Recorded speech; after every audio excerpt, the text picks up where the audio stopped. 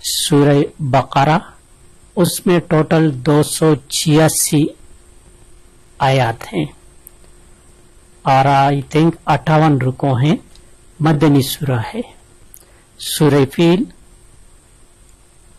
اس میں ٹوٹل آیات 5 ہے اور مکی سورہ ہے۔ سورہ قریش میں ٹوٹل 4 آیت ہیں اور مکی سورہ ہیں۔ چلتے ہیں آگے۔ 8th کلاس میں پارہ نمبر 19 سے 30،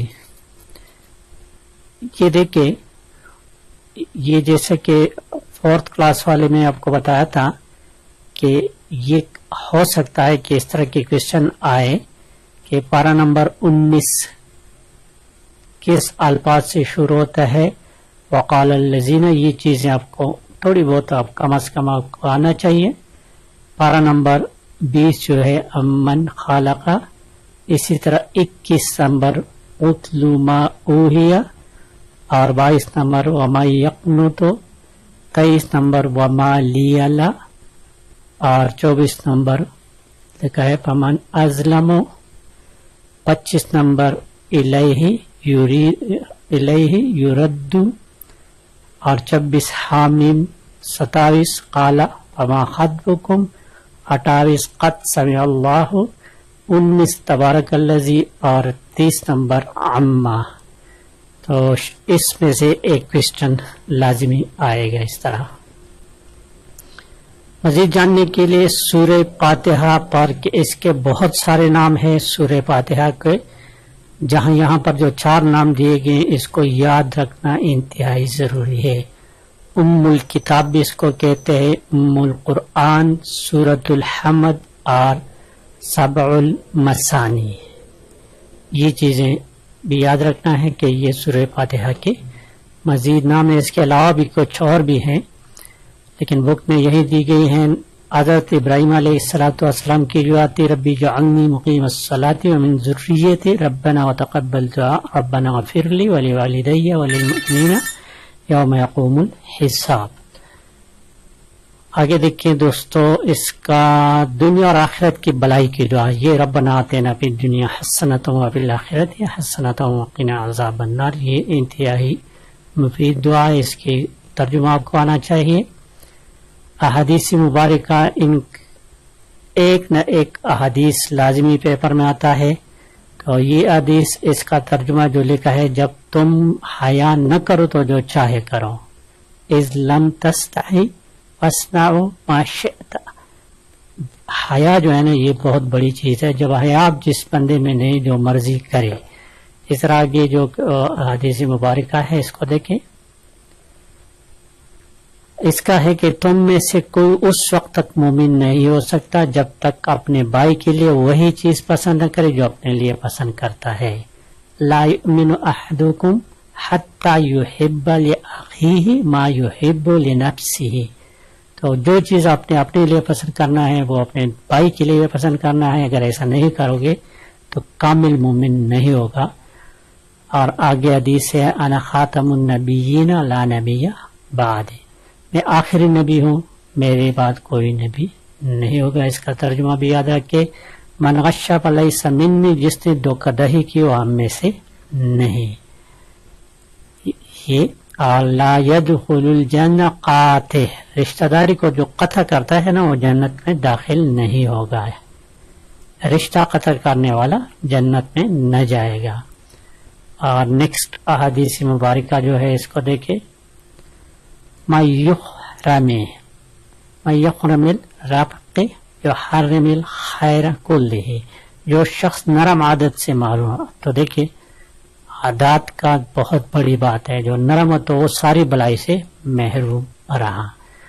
اس طرح چند دعائیں ہیں، اس کو بھی یاد رکھنا۔ سفر کی دعا، اس کا ترجمہ آنا چاہیے، سبحان الذی سخر لنا ھذا وما كنا له مقرنین وإنا إلی ربنا لمنقلبون۔ اس طرح گھر میں داخل ہونے کی دعا، اس کا ترجمہ آپ کو آنا چاہیے، یہ اللہم انی اسألک خیر المولج و خیر المخرج، بسم اللہ ولجنا و بسم اللہ خرجنا وعلی اللہ ربنا توکلنا۔ اس کا ترجمہ بھی یاد رکھیں، اس کو ایک دفعہ پڑھو گے تو ترجمہ اس وقت آٹومیٹکلی یاد آ جاتا ہے. اور گھر سے نکلنے کی دعا بسم اللہ توکلت علی اللہ لا حول ولا قوت الا باللہ. تو یہ چیزیں ویسے بھی اپنی زندگی میں لائیں، بہت برکت والی باتیں ہیں. نیکسٹ چیپٹر اسلام کے بنیادی عقائد جو ہے وہ 5 ہیں. یہ بنیادی عقائد کتنے ہیں؟ 5 ہیں. کون کون سے ہیں؟ اللہ پر ایمان لانا، پیغمبروں پر ایمان، فرشتوں پر ایمان، آسمانی کتابوں پر ایمان اور آخرت پر ایمان. اور آگے دیکھیے قرآن مجید میں آخرت کے اور بھی نام، آخرت کے بعد کے جو نام ہے یوم الدین، آخرت، یوم الحساب، حساب کا، یوم القیامہ، یوم الحاقہ. تو یہ تو انتہائی اہم ہے. جس طرح سورہ فاتحہ کے باقی نام تھے، یہ دیکھیے درست جواب کے سامنے نشان لگا ہے. یہ دنیا کا کیا ہے؟ دنیا پانی ہے، عارضی ہے. تو یہ با ہے، نیک لوگوں کو انعام ملے گا جنت. اور انسان کو دنیا میں بھیجا گیا ہے کس کے لیے؟ آزمائش کے لیے. حدیث کے مطابق دنیا میں زندگی بسر کرو مسافر کی طرح. آخرت پر یقین رکھتے ہیں. کون آخرت پر یقین رکھتے ہیں؟ مومن. اور دوسرا ایکسرسائز دیکھیں، ایکسرسائز قرآن مجید میں نبی علیہ الصلوۃ والسلام کو کہا گیا ہے خاتم النبیین صلی اللہ علیہ وسلم. اور بعد ایک حدیث کے مطابق نبوت کو مانند قرار دیا گیا ہے مکان کے، اور اس مکان کا آخری اینٹ نبی علیہ الصلوۃ والسلام ہے. نبوت مکمل ہو گئی، اس کے بعد کوئی نبی نہیں آئے گا. سنت کے لغوی لفظی معنی ہے طریقہ، اور وہ بھی نبی علیہ الصلوۃ والسلام کا طریقہ. ختم نبوت کے بارے میں آیت موجود ہے سورہ احزاب میں. یہ انتہائی عام کوسچن ہے یہی والا. اللہ تعالیٰ نے آپ صلی اللہ علیہ وسلم پر کتاب نازل کی. کون سی کتاب نازل کی؟ قرآن مجید. بارے میں تھوڑا سا معلومات دیکھیں.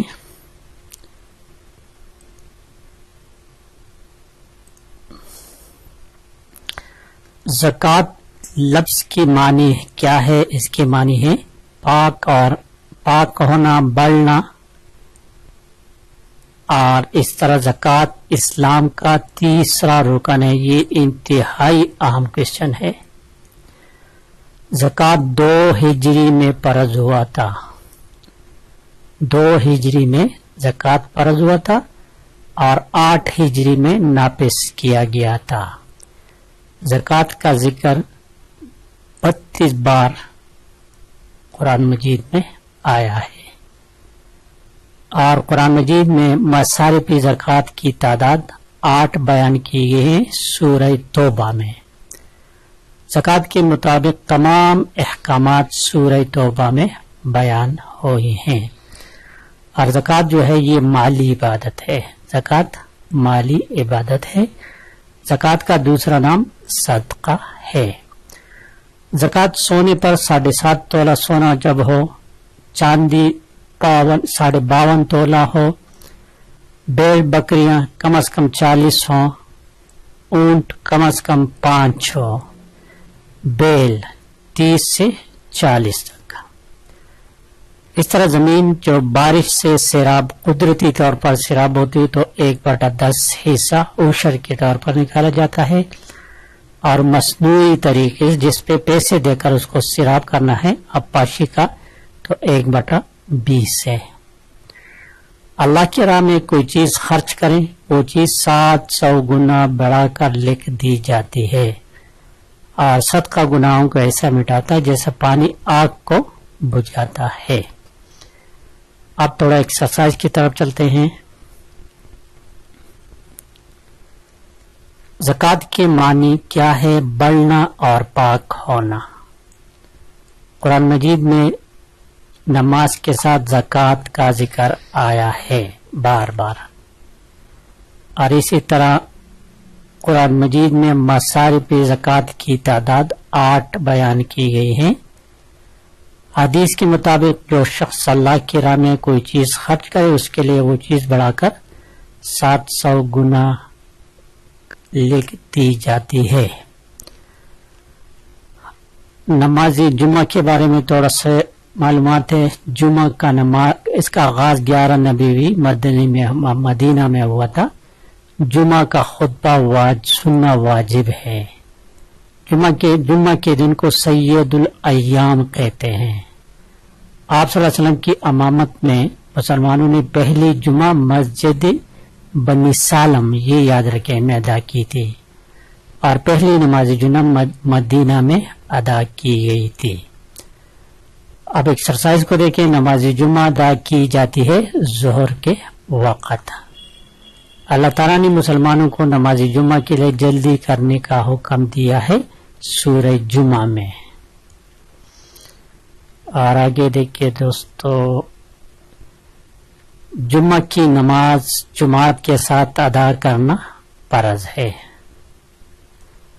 इसी तरह जुम्मा के दिन तिलावत की फजीलत सूरह काफ की ज्यादा फजीलत है। और हदीस के मुताबिक सही तरीके से जुम्मा की नमाज अदा करने से मुसलमानों के 10 दिन के गुनाह माफ हो जाते हैं। आगे चलते हैं नेक्स्ट, ईद उल फितर की नमाज। ईद उल फितर मनाई जाती है, कब मनाई जाती है? यकम शव्वाल को। इसी तरह ईद उल अजहा 10 जिलहज्जा को मनाई जाती है। कुर्बानी के जानवर के हर बाल के बदले में नेकी मिलेगी। और देखिए, ईद उल अजहा के मौका पर कुर्बानी करना सुन्नत इब्राहिमी है। ईद की नमाज बाजुमात अदा करना की जाती है, 2 रकात वाजिब। और देखिए, ईदगाह की तरफ जाते हुए पढ़ी जाती है, तकबीरात पढ़ी जाती हैं। नेक्स्ट चलते हैं, मेराज का सफर।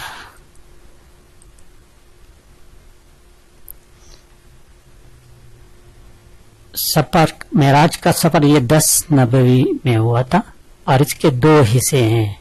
पहला हिस्सा बैतुल्लाह शरीफ से मस्जिद अक्सा की तरफ, जिसे असरा कहते हैं। असरा के मानी है सैर करना या चलना। जबकि दूसरा हिस्सा बैतुल मुक़द्दस से सिदरतुल मुंतहा तक है, जिसे मेराज कहते हैं। और मेराज के मानी है बुलंदी। असरा के मानी है चलना या सैर करना। नबी अलैहिस्सलाम जब मेराज पर गए तो किस आसमान पर किससे मुलाकात हुई, ये चीजें याद रखना इंतहाई जरूरी है। पहले आसमान पर आदम अलैहिस्सलाम और दूसरे आसमान पर यहया अलैहिस्सलाम और ईसा अलैहिस्सलाम थे। तीसरे आसमान पर यूसुफ अलैहिस्सलाम से मुलाकात हुई। चौथे आसमान पर इद्रीस अलैहिस्सलाम से, 5वें आसमान पर हारून अलैहिस्सलाम से, 6ठे पर मूसा अलैहिस्सलाम और आखिरी 7वें आसमान पर इब्राहिम अलैहिस्सलाम से मुलाकात हुई थी। तो देखिए, एक्सरसाइज देखिए। नबी करीम सल्लल्लाहु अलैहि वसल्लम ने तमाम अंबिया किराम की अमामत फरमाई थी बैतुल मुक़द्दस में। हजरत जिब्रील अलैहिस्सलाम मुकाम से आगे ना जा सके, सिदरतुल मुंतहा से आगे नहीं जा सके। अर्श मुअल्ला मौजूद है कहाँ पर? आसमानों से ऊपर है। ऑप्शन दाल। और नेक्स्ट क्वेश्चन जो है देखिए, नबी करीम सल्लल्लाहु अलैहि वसल्लम ने आंखों की ठंडक करार दिया है किस चीज को? नमाज को।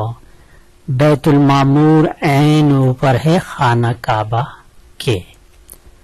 कालम मिलाइए, कालम कौन से आसमान पर किससे मुलाकात हुई थी? ये तो अब आप पढ़ चुके। पहले आसमान पर हजरत आदम अलैहिस्सलाम से मुलाकात हुई थी।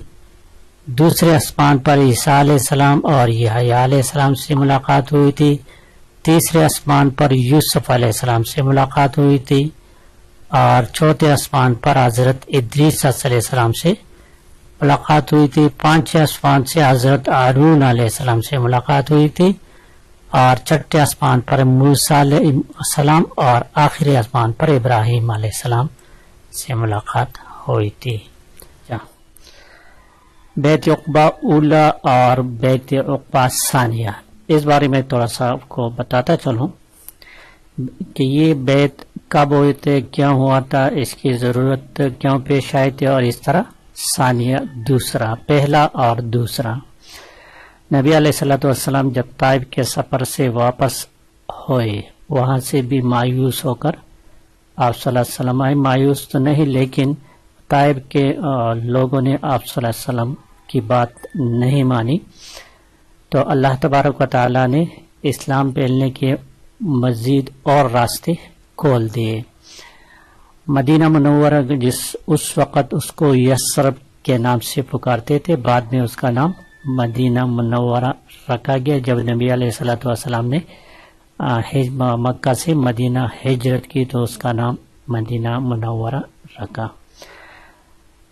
12 نبوی کی بات ہے، 12 نبوی کی بات ہے کہ یثرب کے لوگ حج کرنے مکہ تشریف لاتے تھے، آتے تھے، تو مینا میں وہاں پر قبائل خزرج اور اوس، قبیلے خزرج اور اوس، ان قبائل کے لوگ نبی علیہ الصلوۃ والسلام سے ملتے تھے۔ تو 12 نبوی میں 12 آدمیوں نے 12 نبوی میں 12 آدمیوں نے نبی علیہ الصلوۃ والسلام کے ہاتھ پر بیعت کی، اور اس بیعت کو بیعت نساء بھی کہتے ہیں۔ بیعت عقبہ اولا کو بیعت نساء کے نام سے مشہور ہے۔ اس میں ٹوٹل 12 آدمی تھے۔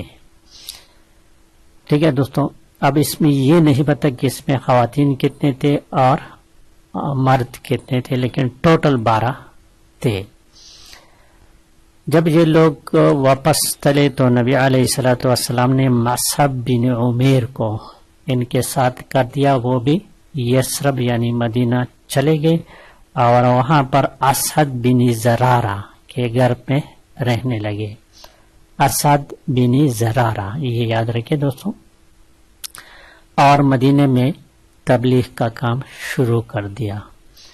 پورے سال ہر گھر میں تشریف لے جاتے تھے لوگوں کے پاس اور اسلام کی دعوت دیتے تھے۔ روزانہ تقریباً 1 2 3 لوگ دعوت اسلام قبول کرتے تھے۔ ایک دن اوس کے سردار، قبیلہ اوس کے سردار سعد بن معاذ کے طرف مصعب بن عمیر رضی اللہ تعالیٰ عنہ تشریف لے گئے تو ان کو اسلام کی دعوت کی۔ پہلے تو اس نے اسلام سے نفرت کا اظہار کر دیا، لیکن جب مصعب بن عمیر نے قرآن کی تلاوت فرمائی تو وہ متاثر ہوئے اور اسلام قبول کر دیا۔ تو پھر 13 نبوی میں یہ لوگ جب مدینہ مکہ میں حج کرنے آ گئے تو ٹوٹل 75 آدمیوں نے بیعت کی نبی علیہ الصلوۃ والسلام کے ہاتھ پر، جس میں 2 خواتین تھے اور 73 مرد تھے، ٹوٹل 75 تھے۔ اب بیعت کس کو کہتے ہیں، کس کی کیوں ضرورت ہے، تو یہ دیکھیں ذرا۔ بیعت کے معنی ہے اطاعت و وفاداری کا عہد کرنا۔ بیعت کے معنی اطاعت اور وفاداری کا عہد کرنا۔ اس دوران بہت ساری باتیں ہوئیں۔ ان لوگوں نے، مدینہ منورہ کے لوگوں نے نبی علیہ الصلوۃ والسلام کو مدینہ آنے کی دعوت دی۔ تو اس وقت جب یہ باتیں ہو رہی تھی تو نبی علیہ الصلوۃ والسلام کے چچا مبارک عباس رضی اللہ تعالیٰ عنہ اس وقت مسلمان نہیں ہوئے تھے، لیکن نبی علیہ الصلوۃ والسلام کے ساتھ تھے۔ تو اس نے یہ مدینہ والے کو کہا کہ دیکھو، ہم یہاں پر نبی علیہ الصلوۃ والسلام کا بہت احترام سے رکھا ہے، اس کا سینہ تان کے اس کی حفاظت کرتے ہیں۔ تو مدینہ والے لوگوں نے بھی بہت وفاداری کا مظاہرہ کیا اور پورا مکمل ساتھ دینے کا کہا۔ اس دوران ایک شخص نے مدینہ سے جو آئے تھے، اس نے کہا کہ مدینہ میں یہودی بھی آباد ہے، تو جب ہم آپ کے ساتھ ہوں گے تو یہودی ہمارے مخالف ہوں گے۔ ایسا نہ ہو کہ نبی علیہ الصلوۃ والسلام جب مزید فتح حاصل کریں اور ہمیں چھوڑے، تو نبی علیہ الصلوۃ والسلام مسکرا کر کہنے لگے کہ نہیں، آپ کا دشمن میرا دشمن ہے اور آپ کا دوست میرا دوست ہے۔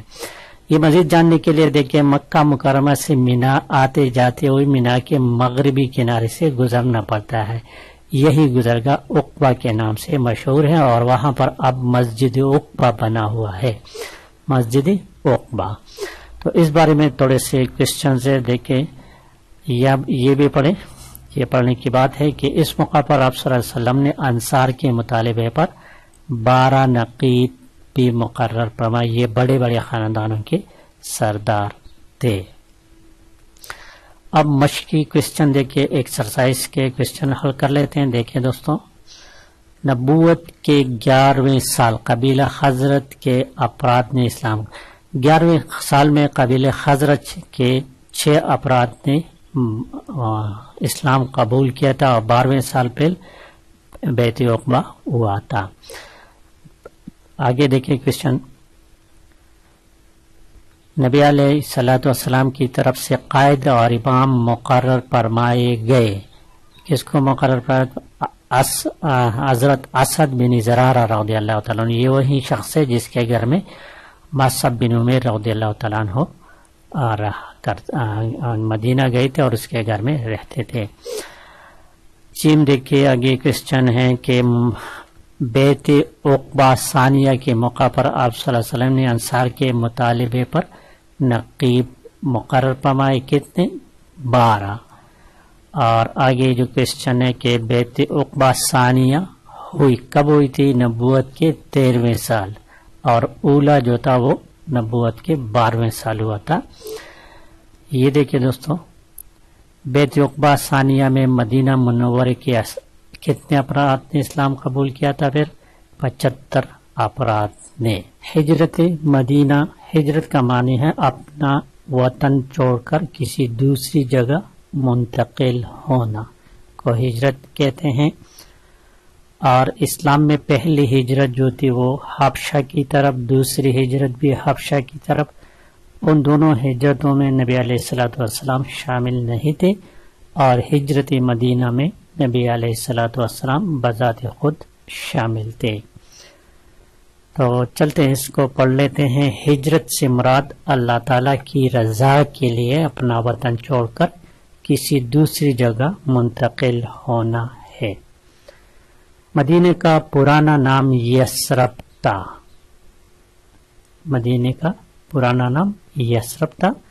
آپ صلی اللہ علیہ وسلم تشریف لانے کے بعد یثرب کا نام مدینہ منورہ رکھا گیا یا پڑھا گیا. مدینہ اور مکہ کے درمیان فاصلہ 350 کلومیٹر ہے. نیٹ پر سرچ کرو گے تو کچھ آئے گا لیکن بک میں یہ 350 کلومیٹر لکھا ہے. نبوت کے بعد نبی علیہ الصلوۃ والسلام نے مکہ میں 13 سال گزارے تھے اور مدینہ میں 10 سال. یہ کوسچنز بار بار آ رہے ہیں، ریپیٹ ہو رہے ہیں کہ نبوت کے بعد نبی علیہ الصلوۃ والسلام نے مکہ میں کتنے سال گزارے تھے اور مدینہ منورہ میں کتنے سال گزارے تھے. اس ہجرت میں آپ صلی اللہ علیہ وسلم کے ساتھ کون تھے؟ ابوبکر صدیق رضی اللہ تعالی عنہ تھے. آپ صلی اللہ علیہ وسلم نے اونٹی پر سوار ہو کر یہ ہجرت کی تو اس اونٹنی کا نام تھا قصوہ. قصوہ یہ بھی یاد رکھنے کی بات ہے. مدینہ کی طرف ہجرت کرتے ہوئے آپ صلی اللہ علیہ وسلم نے غار ثور میں پناہ لی تھی 3 دن کے لیے.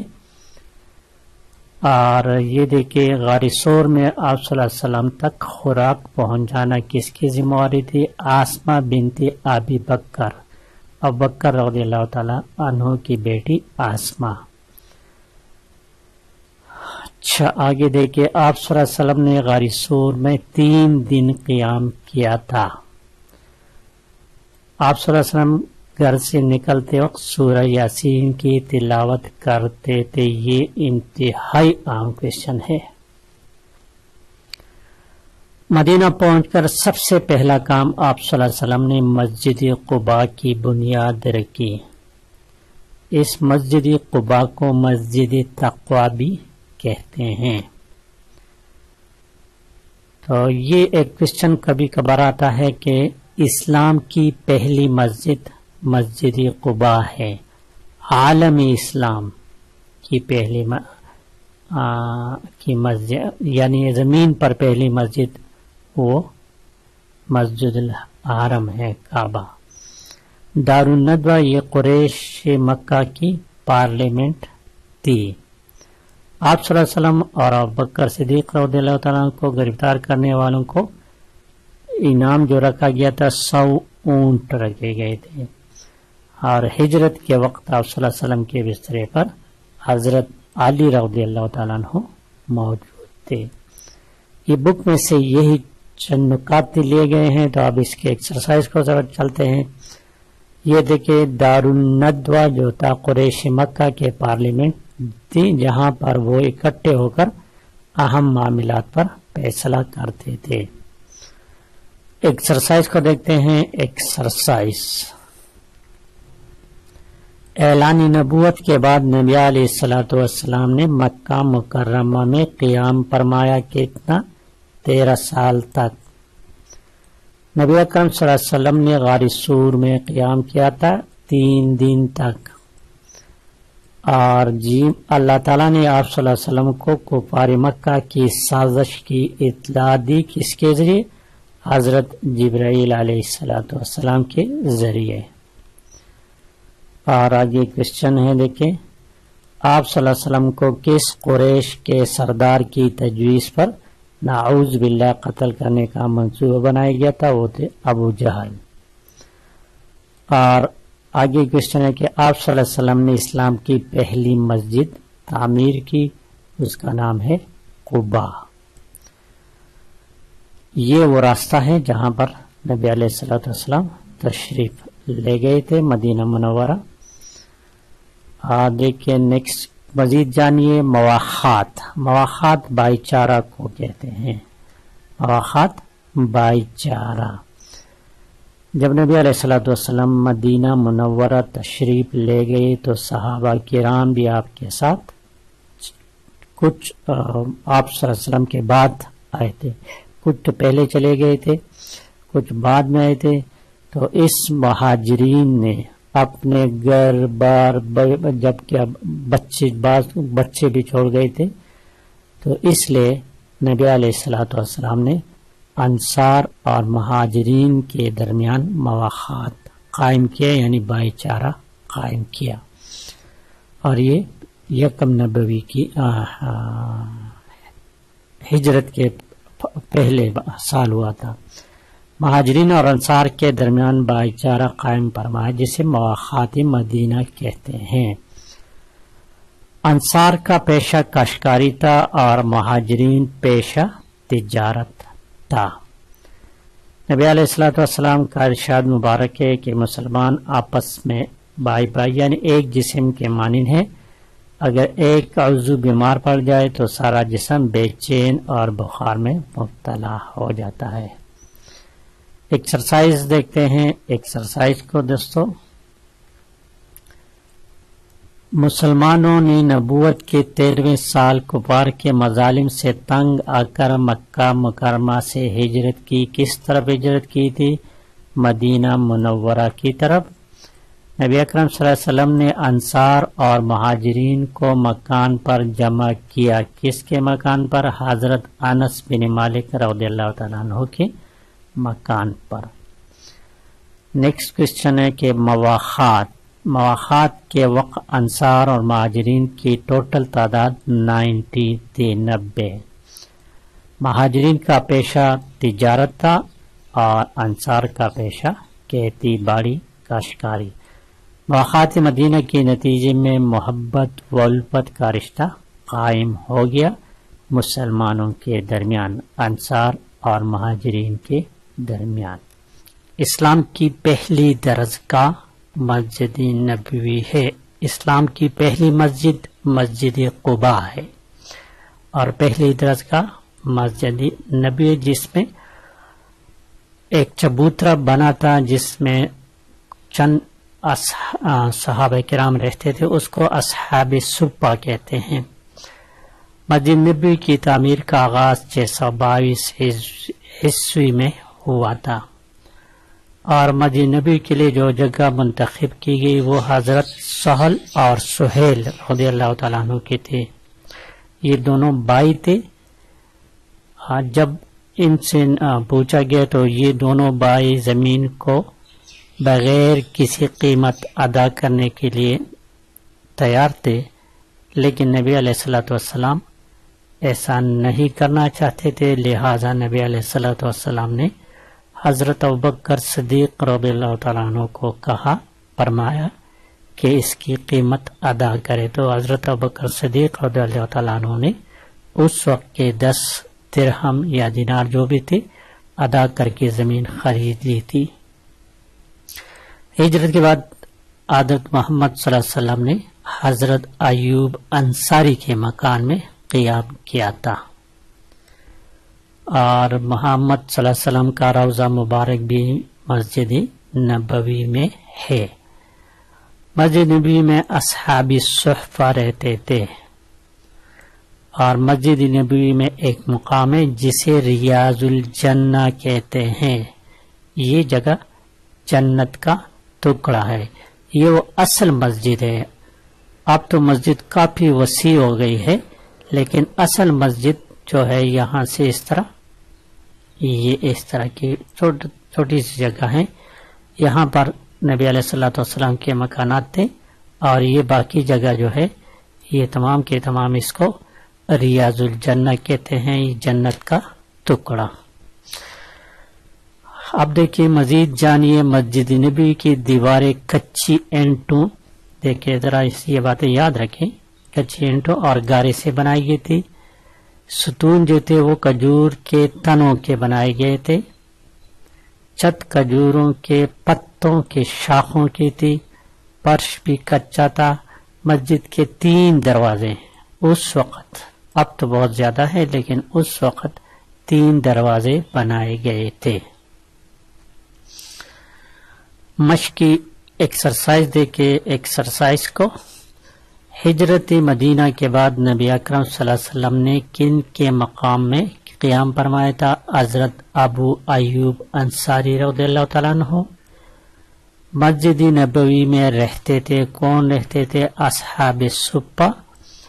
اور مسجد نبوی کے لیے جو جگہ منتخب کی گئی وہ ملکیت تھی حضرت سہل اور سہیل رضی اللہ تعالیٰ عنہ کا. نبی اکرم صلی اللہ علیہ وسلم نے مسجد سے متصل تعمیر فرمائے حجرے، اس کے ساتھ ساتھ حجرے یعنی اپنے مکانات تھے اس کے. اور اسلام کی پہلی درسگاہ جو ہے وہ مسجد نبوی ہے. اسلام کی پہلی درجہ مسجد نبوی. میثاق مدینہ، میثاق عہد کو کہتے ہیں، عہد و پیما کو کہتے ہیں. ہجرت کے بعد مدینہ میں چونکہ یہودیوں کے 3 بڑے قبائل آباد تھے، تو سب سے پہلا کام جو کیا گیا تھا وہ میثاق مدینہ یعنی یہودیوں کے ساتھ معاہدہ کیا گیا تھا. میثاق عربی زبان کا لفظ ہے، اس کے معنی ہے عہد و پیما اور معاہدہ کرنا. میثاق اس کے 2 حصے تھے، ایک حصہ مسلمانوں کے لیے اور دوسرا حصہ یہودیوں کے لیے تھا. میثاق مدینہ میں انصاروں کے 2 قبائل اوس و خزرج کے اکثر لوگوں نے اسلام قبول کیا. دنیا کا پہلا بین الاقوامی تحریری دستور یہ میثاق مدینہ ہے. میثاق مدینہ کا سب سے بڑا فائدہ مسلمانوں کو ہوا تھا. میثاق مدینہ ہجرت کے فوراً بعد ہوا تھا، اور 3 قبائل جو تھے ان کے نام تھے بنو قریظہ، بنو نذیر اور بنو قینقاع. آگے اس کے ایکسرسائز پڑھ لیتے ہیں دوستوں. دیکھیں میثاق کس زبان کا لفظ ہے؟ عربی زبان کا لفظ ہے. میثاق کے معنی عہد و پیما کے ہیں، اور مدینہ منورہ میں یہود کے قبائل آباد تھے، 3 قبائل آباد تھے. میثاق مدینہ کے فریقین کون کون تھے؟ مسلمان اور یہودی. دنیا کا پہلا بین الاقوامی تحریری دستور میثاق مدینہ ہے.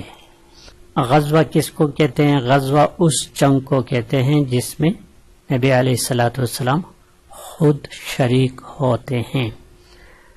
ان کی تعداد 28 ہے، لیکن یاد رکھیں کہ غزوات کی تعداد میں اختلاف پایا جاتا ہے.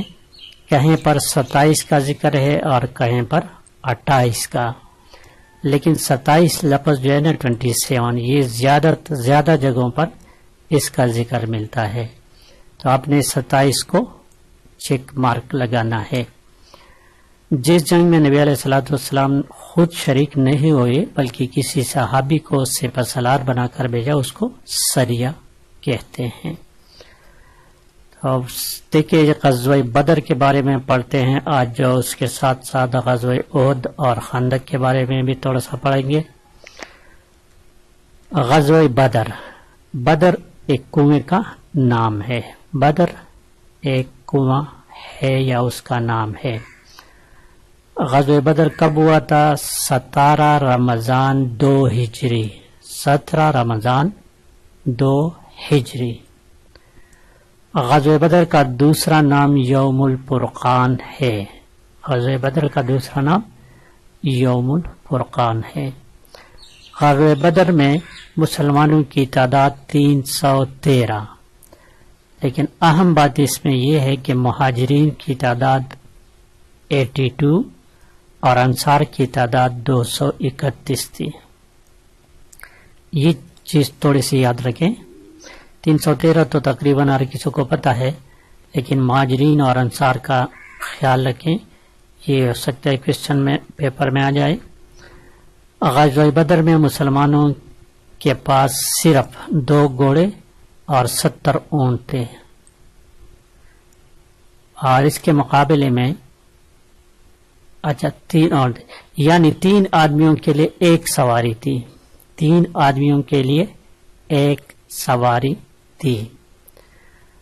مسلمانوں کا سپہ سالار محمد صلی اللہ علیہ وسلم تھے، اور جھنڈا حضرت مصعب بن عمیر کو دیا گیا.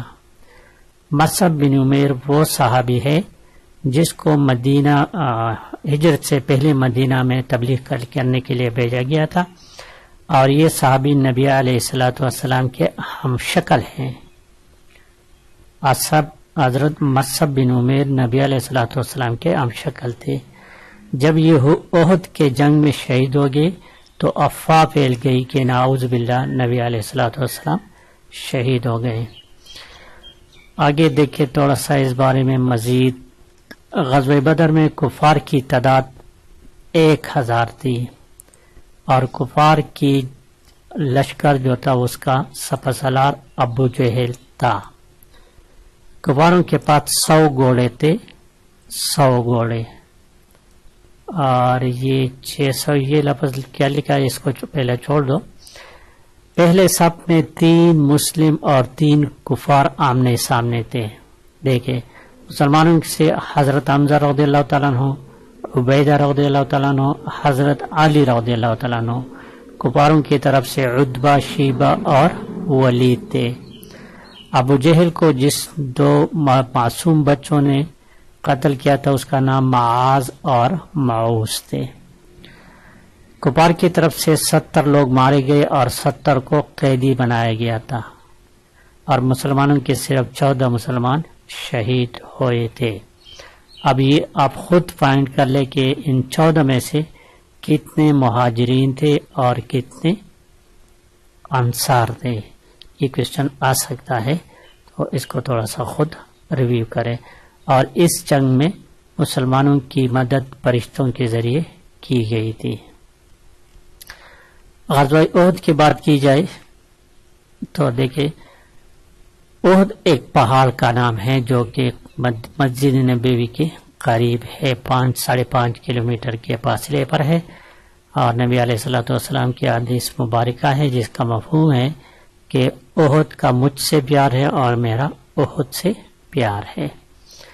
غزوہ احد جو ہے یہ یکم شوال کے مہینے میں تھا. یکم کا نہیں، شوال کے مہینے 3 ہجری میں کو ہوا تھا. اور غزوہ احد مسلمانوں اور کفاروں کے درمیان یہ ایک دوسری جنگ تھی، یعنی دوسرا غزوہ تھی. مکہ کے سردار ابو سفیان تھے، ٹھیک ہے، اور ان کے ساتھ 200 سواریوں کے ساتھ مدینہ کے قریب ایک چراگاہ پر حملہ کیا، ایک صحابی کو شہید کیا اور چراگاہ کو نقصان پہنچایا۔ غزوہ احد میں کفاروں کی تعداد 3000 تھی، اس میں 700 زرپوش اور 100 تیر انداز تھے۔ غزوہ احد میں مسلمانوں کی تعداد 1000 تھی۔ اس موقع پر عبداللہ بن ابی 300 افراد کے ساتھ الگ ہو گیا تو مسلمانوں کی تعداد 700 رہ گئی۔ دراصل میں یہ بڑا منافق تھا، تو اس لحاظ سے پھر مسلمانوں کی تعداد صرف 700 رہ گئی۔ غزوہ احد میں آپ صلی اللہ علیہ وسلم نے عبداللہ بن جبیر کی قیادت میں 50 تیر انداز کو، یہ یاد رکھے، عبداللہ بن جبیر اور 50 تیر انداز، یہ ایک پہاڑی، اس پر تعینات فرمائے تھے۔ غزوہ احد میں آپ صلی اللہ علیہ وسلم کا چچا حضرت حمزہ رضی اللہ تعالیٰ عنہ، ایک غلام جس کا نام وحشی تھا، اس کے ہاتھ شہید ہوا تھا۔ اور ایک بات یاد رکھے کہ نبی علیہ السلام غزوہ بدر میں نبی جو کفار کی طرف سے قیدی بنائے گئے تھے، اس میں نبی علیہ السلام کے چچا عباس رضی اللہ تعالیٰ عنہ بھی تھے، اس وقت وہ ایمان نہیں لائے تھے۔ نیکسٹ ہے کہ مالی غنیمت۔ غزوہ بدر کا، یہ ذرا غزوہ بدر کی بات کریں، غزوہ بدر کا واقعہ سورہ انفال میں ذکر ہے، سورہ انفال میں، ٹھیک ہے۔ مال غنیمت تقسیم کے دوران عبداللہ بن جبیر کے ساتھ صرف 10 تیر انداز رہ گئے۔ حضرت خالد بن ولید نے مسلمانوں کے دھرے پر حملہ کیا تھا۔ حضرت خالد بن ولید اس وقت بھی ایمان نہیں لائے تھے۔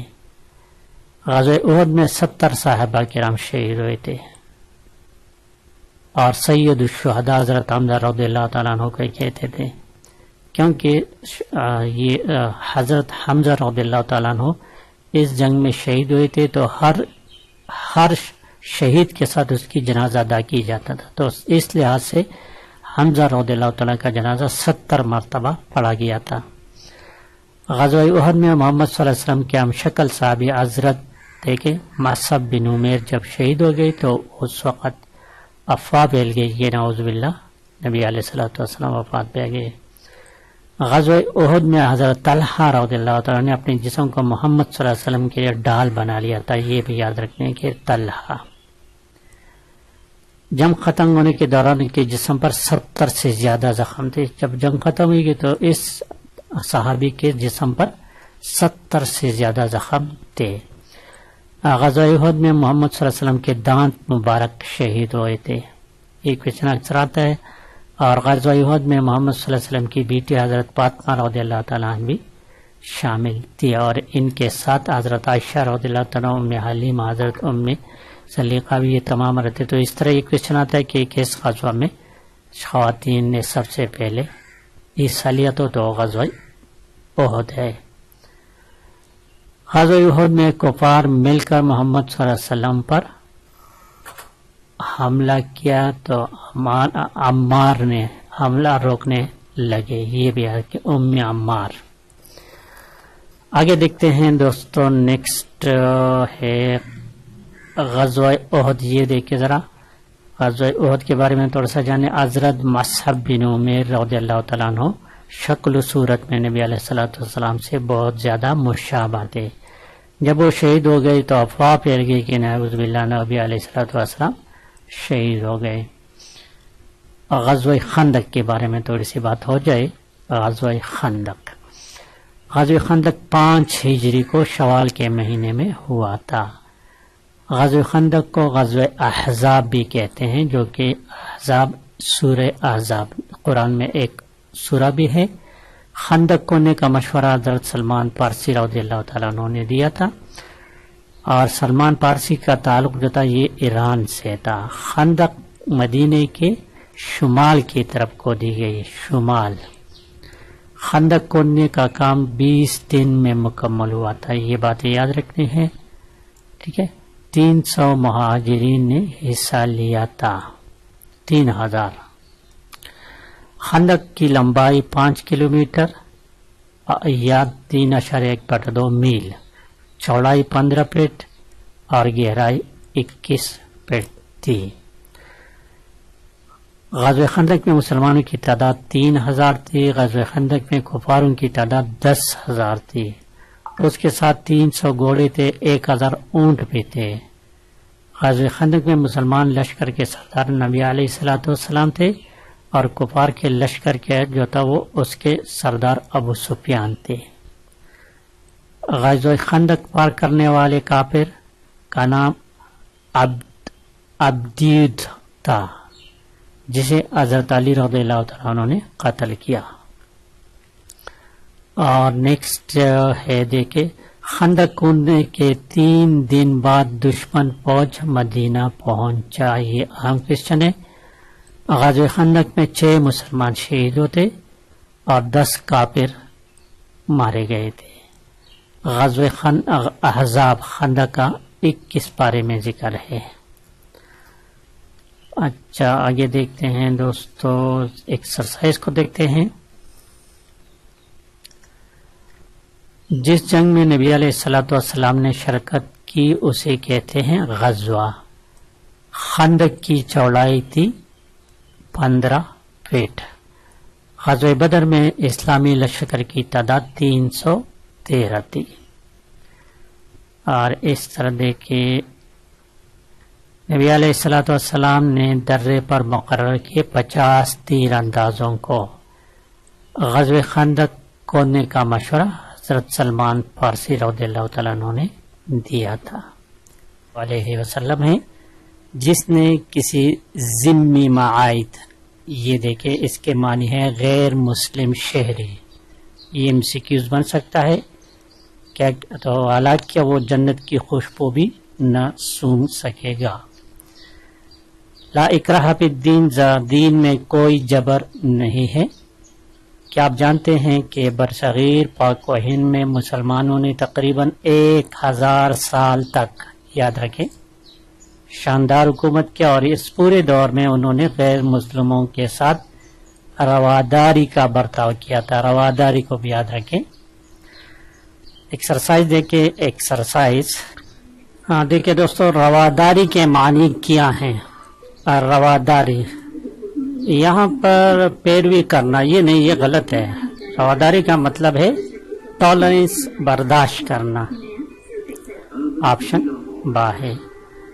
اور دوسرا کوشچن، دوسروں کے مذہبی عقائد، جذبات اور رسم و رواج کا لحاظ رکھنا کیا کہلاتا ہے؟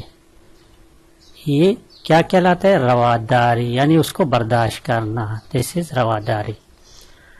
اور جیم دیکھ کے جیم نمبر کوشچن، نبی کریم صلی اللہ علیہ وسلم کی خدمت میں عیسائیوں کا ایک وفد آیا. کہاں سے؟ نجران سے.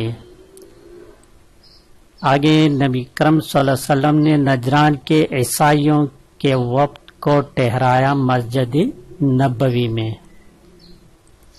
نیکسٹ، برصغیر پاک و ہند میں مسلمانوں نے کتنے سال حکومت کی؟ 1000 سال تک.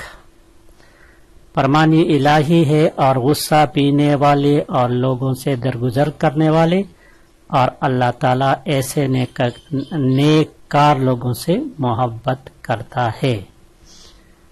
نبی علیہ الصلوۃ والسلام نے کبھی کسی سے اپنی ذاتی مفاد کیا انتقام نہیں لیا.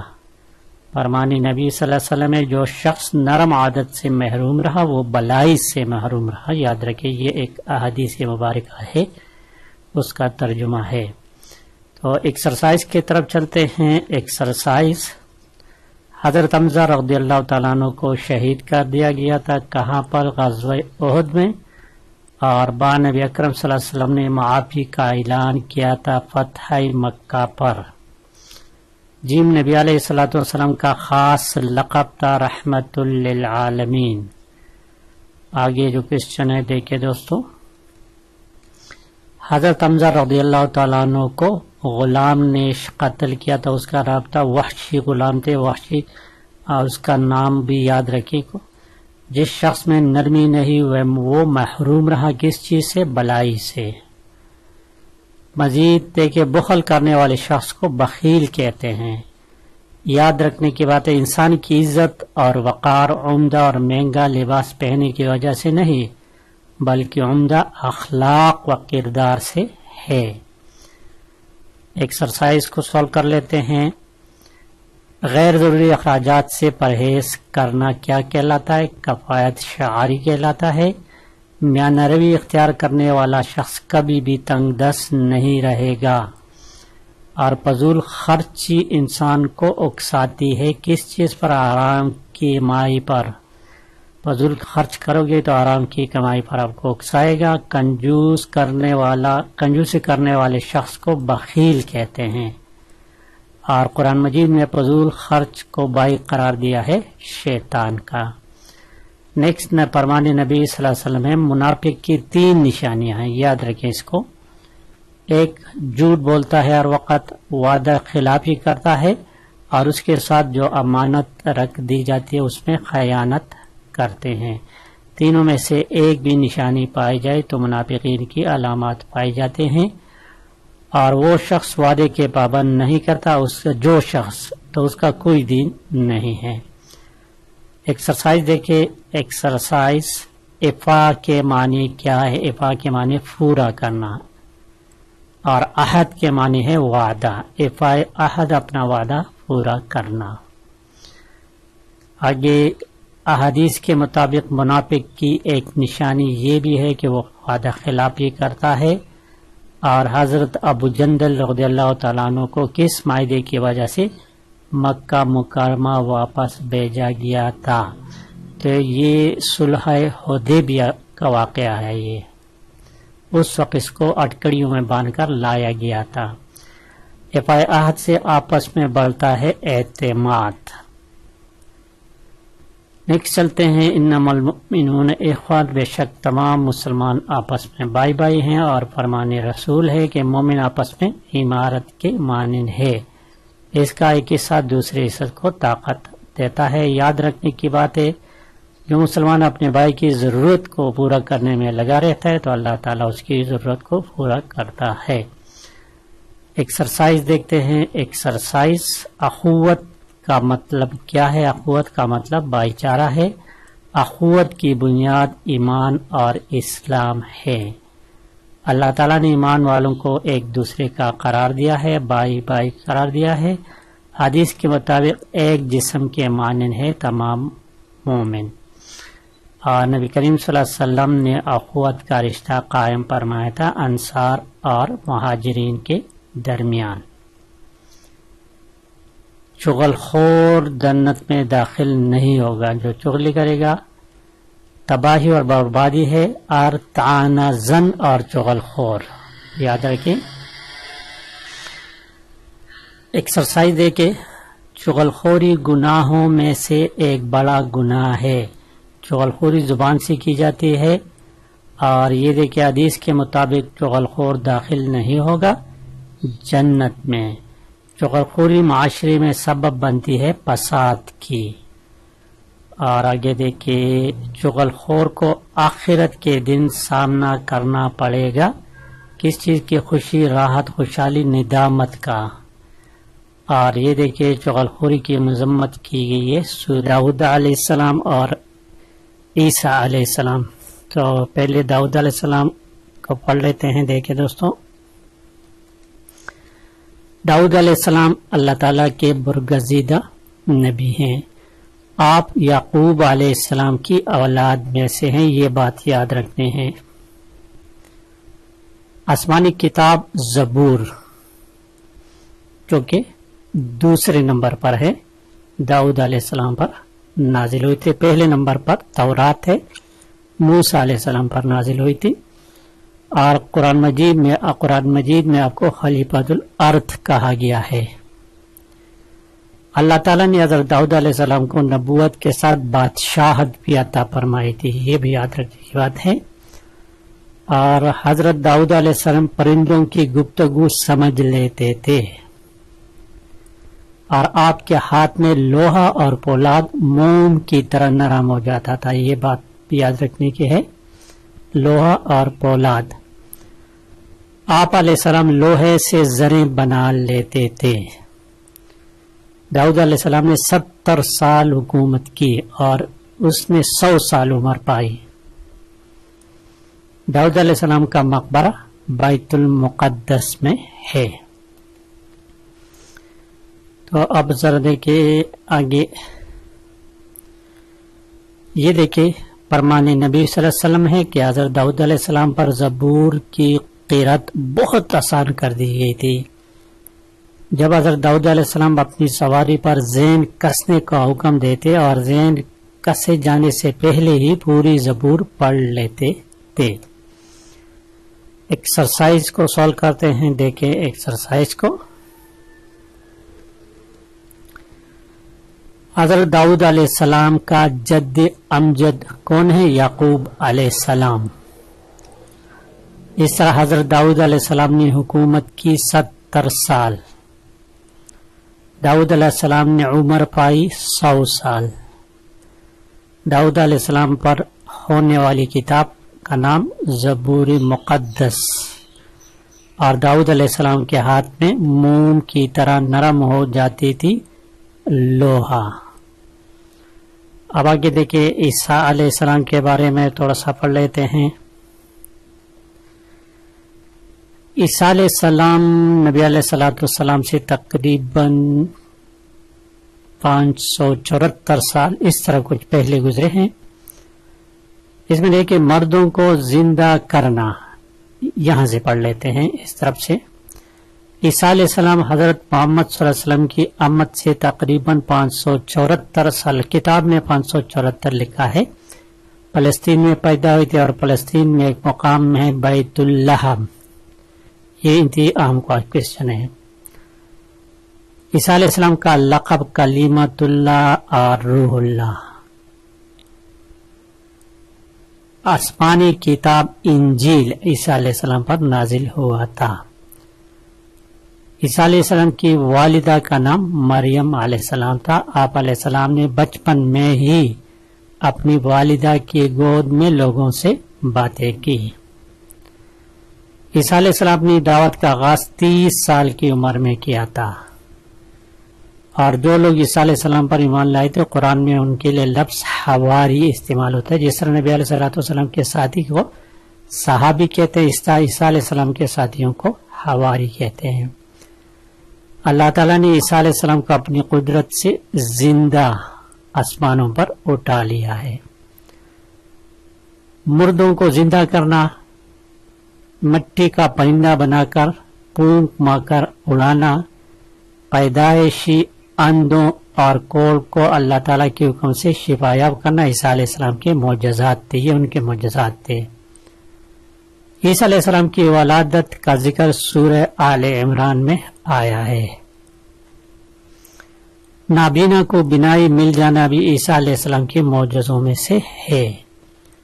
بنی اسرائیل کے بادشاہ پلاتیس حضرت عیسیٰ علیہ السلام کو قتل کروانا چاہتے تھے, لیکن اللہ تعالیٰ نے عیسیٰ علیہ السلام کو آسمان کی طرف زندہ اٹھا لیا. عیسیٰ علیہ السلام کے والد نہیں تھے. اب ایکسرسائز کی طرف آتے ہیں. یہاں دیکھیں عیسیٰ علیہ السلام کا لقب کلیمت اللہ اور روح اللہ ہے. یاد رکھنے کی بات یہ ہے کہ عیسیٰ علیہ السلام پر جو ایمان لائے ان کو قرآن مجید نے لفظ استعمال کیا حواری. اور جب پڑھتے ہیں ایکسرسائز, دیکھیں ایکسرسائز کو پڑھ لیتے ہیں دوستوں.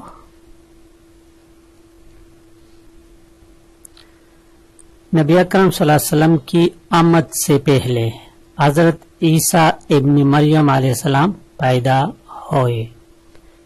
ہوئے تو کتنے سال؟ 574 سال.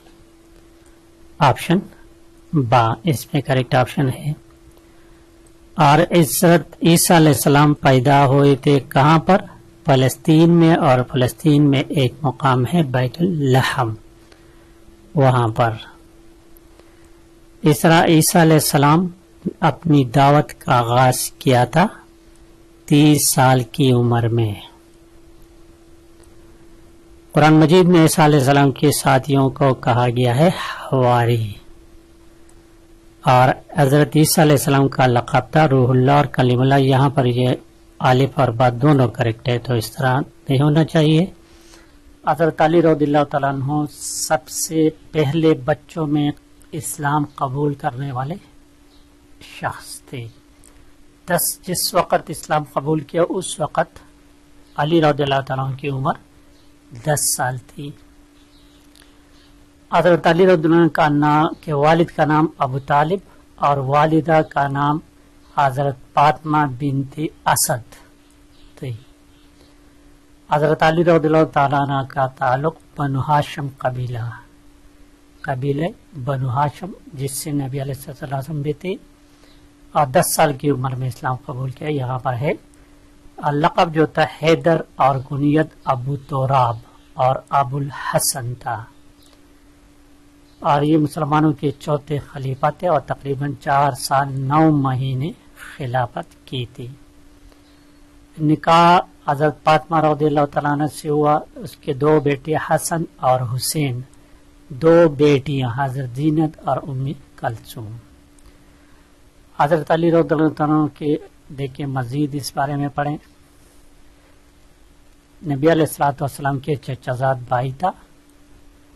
غزوہ خیبر میں یہودیوں کے مشہور سردار مارحب کو قتل کر دیا تھا، اور اسی غزوہ میں یہودیوں کا ایک مضبوط قلعہ تھا ناعم اس کو فتح کیا تھا، اور اسی وجہ سے فاتح خیبر اور اسد اللہ کہا جاتا ہے۔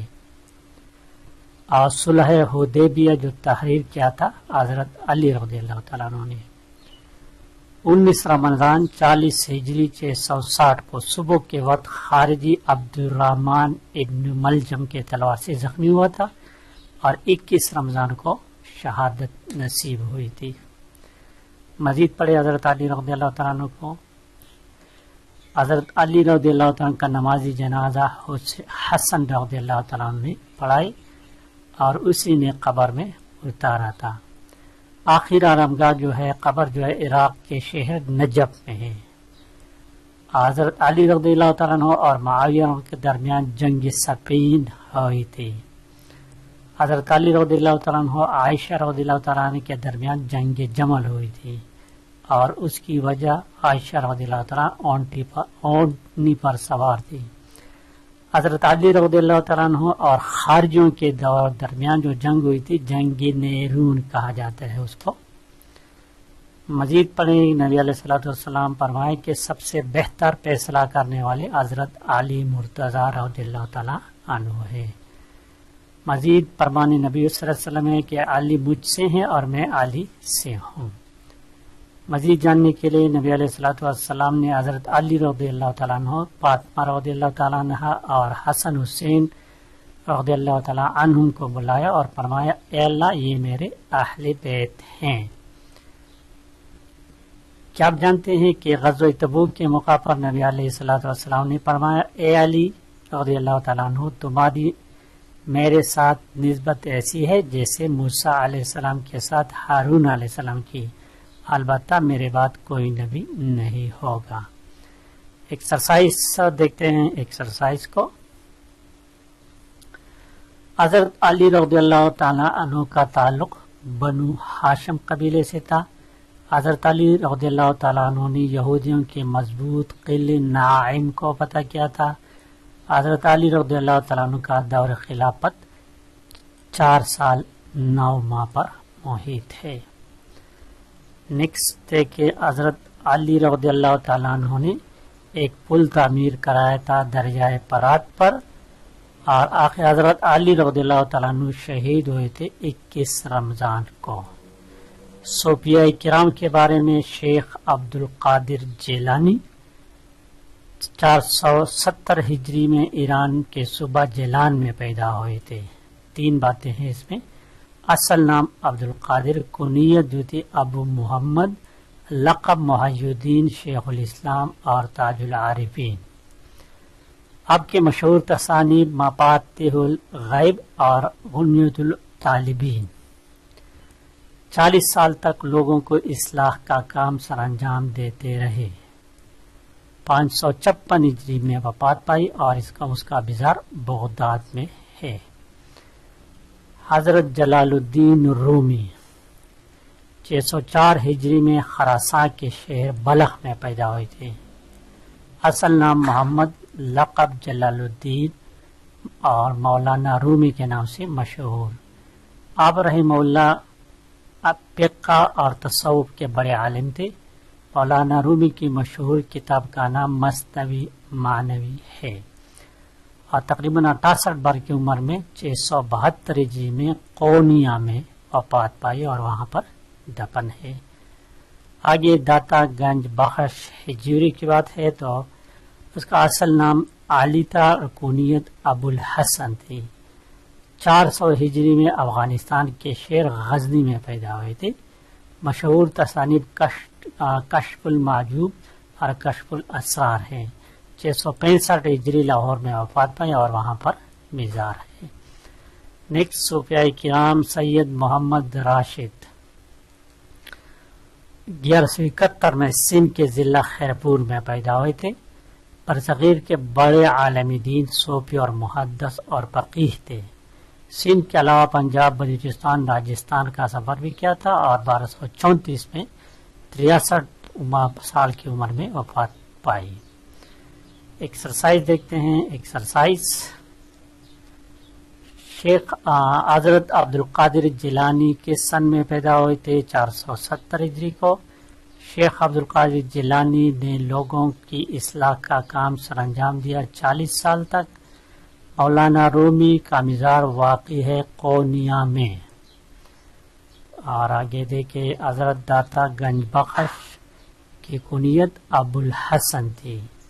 سید محمد راشد رویا دہنی رحمۃ اللہ پیدا ہوئے تھے 1171 ہجری میں. فرمانی نبی صلی اللہ علیہ وسلم ہے کہ نہ کسی کو نقصان دینا اور نہ خود نقصان اٹھانا. ایکسرسائز دے کے زندگی کی حفاظت کرنا فرض ہے.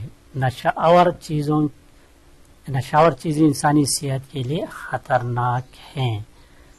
جو شخص اپنی جان کی حفاظت کرتے ہوئے مارا جائے تو وہ شہید ہے. اور آگے دیکھیں تیمم کی اجازت ہے کہاں پر؟ جہاں پر پانی نہ ملے. حادثے کی صورت میں رجوع کرنا چاہیے ڈاکٹر سے. اور آگے دیکھیں آخری پیج ہے. شجرکاری کا مطلب ہے درخت لگانا. درخت اور پودے کمی لاتی ہے درجہ حرارت میں. شجرکاری سے زمین میں کمی واقع ہوتی ہے کٹاؤ میں. نبی اکرم صلی اللہ علیہ وسلم نے اپنے ہاتھ سے درخت لگائے. کس چیز کے؟ کھجور کے. دین اسلام نے شجرکاری کو قرار دیا ہے بہترین صدقہ.